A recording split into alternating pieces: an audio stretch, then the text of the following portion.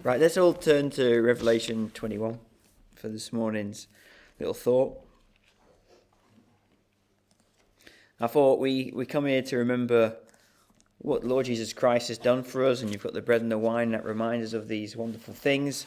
But I thought we'll take some time just to remind ourselves about what it is we've got to look forward to. So often we think about what Jesus Christ has saved us from, but I thought we'd spend time to look at just briefly what he saved us to. So Revelation 21. So what we're going to do is, Revelation 21, by the way, is a description of the new heaven and the new earth. In other words, it's a description of what us as Christians are going to inherit when this world finally comes to an end. And it will come to an end, the Bible tells us that. And we'll talk about that later on in the next service. But there's going to be a new heaven and a new earth. And there's kind of different points of this that I want to bring out this morning. So let's look at the first two verses. Then I saw a new heaven and a new earth, for the first heaven and the first earth had passed away, and the sea was no more.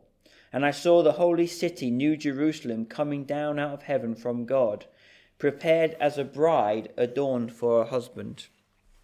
So the first thing to notice about this new heaven and new earth, this place we're going to inherit, is it's not a spiritual place. It's an actual physical reality. So this world that we've got, with as wonderful as it is, we know it's a wonderful world, it is corrupted by sin. The most obvious example is when you see a rose and you think it's lovely and you reach out to touch it and you catch your fingers on the thistles. You know, something beautiful has this corruption in the thistles and it hurts your hand. And that's a kind of good illustration of the whole world. It's wonderful and beautiful to look at, but it is corrupted. But we're going to have a new heaven and a new earth. And that sin, that corruption will be completely removed. I can't imagine what this world looks like uncorrupted.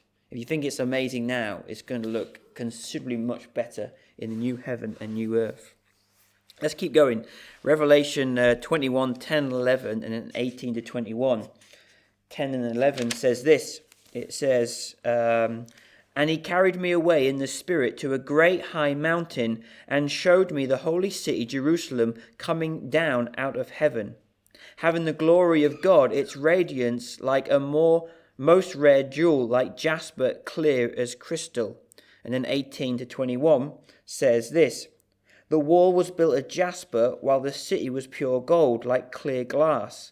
The foundations of the wall of the city were adorned with every kind of jewel. The first was jasper, the second sapphire, the third agate, the fourth emerald, the fifth onyx, the sixth carnelian, the seventh chrysolite, the eighth beryl, the ninth topaz, the 10th chrysoprase, the 11th jacinth.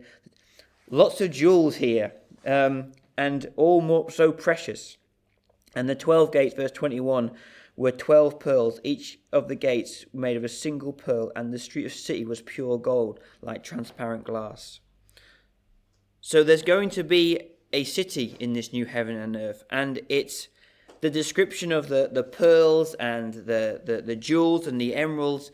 To me, it demonstrates it is going to be a beautiful city and pure, something unimaginable. Can you imagine streets paved with gold? You know, our streets are definitely not paved with gold, although they're concrete. And if you drive on the roads, the amount of potholes we have as well. That won't be in the new heaven and the new earth. It won't be in this new Jerusalem city. It's going to be gold. Let's go back to verse 3 of 21. And I heard a loud voice from the throne saying, Behold, the dwelling place of God is with man.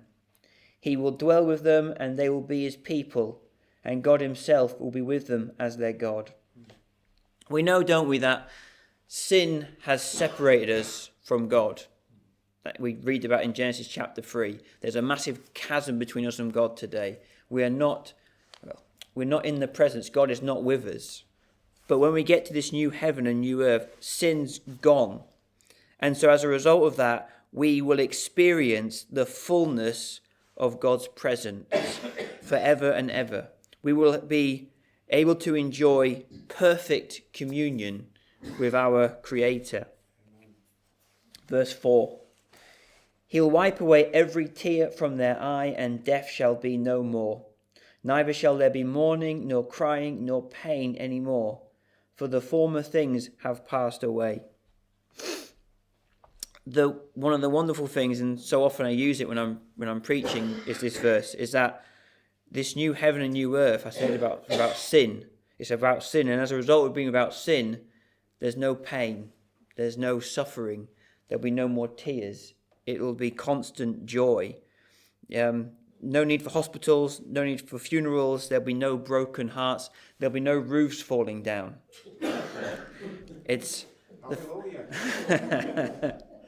There'll be no more sin, it'll be completely... It's funny, I can't imagine that, because everything we do and everything that happens has an element of sin to it. The best analogy I can sometimes give is playing football, right? Playing football in itself is quite, it's harmless, it's kicking a ball around. But then you get competitive and you want to win and you start making tackles that hurt other people. So it's just a little picture that everything we do, even the little simplest of things, has an element of sin to it, And that's not going to be any more in new heaven and new earth. Let's keep going. So we've read verses 3 and 4, and let's keep going with 5. And he who was seated on the throne, behold, I am making all things new. And he said, write this down, for these words are trustworthy. No longer will be anything accursed, as I've read already. Let me just keep going. There we go. And the night will be no more. They will have no need of a light or a lamp or a sun, for the Lord God will be their light, and they will reign forever and ever. We will be in this eternal state of worship and service when we're in the new heaven and new earth. And we will get great fulfillment from it. This is what we're doing now is almost partial. But when the new heaven and new earth comes, it will be complete. And we'll have God with us and Jesus Christ at the centre as well. So, hopefully this morning, while our minds can't fully comprehend what heaven's going to be like, because, like I said before, it's tainted with sin and we can't imagine what perfection looks like. We've never seen it. Hopefully these verses and just a reminder give us something to look forward to as we break the bread and take the cup later on. Give us something to be thankful for. The fact that, yes, we've been saved from sin. We've been saved from an eternity in hell by knowing Jesus Christ as our Saviour. But we've also been saved into a life of what we can look forward to as perfection. No more sorrow, no more sadness. So let's have that thought in mind before we have service this morning. And with that, we'll enter into prayer. Our gracious God and Heavenly Father, we just take this time to give thanks once again that we are able to have this service where we break the bread and we drink the cup, Father, to remind ourselves of what the Lord Jesus Christ did for us on the cross at Calvary. He gave his body a sacrifice. He exchanged our sin in order for us to be made righteous before you. And as a result, Father, we don't face the death that we so deserve. We're not cursed, Father, to be in an eternal hell, but instead, Father, we're given the reward of an eternity in heaven. We're given the reward of being members of this new heaven and new earth, a physical place, Father, where we will dwell forever and ever and ever. A place where there'll be no more tears, no more sadness. It'll just be joy. It will just be happiness, Father. Peace, Father. The world which has never seen peace, to have peace forever and ever and ever, Father. We just can't get our minds around it.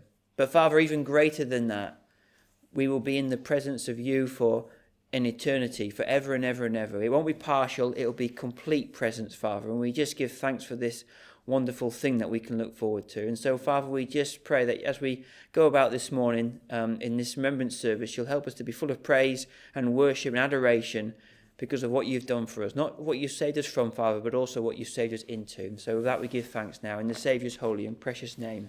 Amen. Amen. Amen.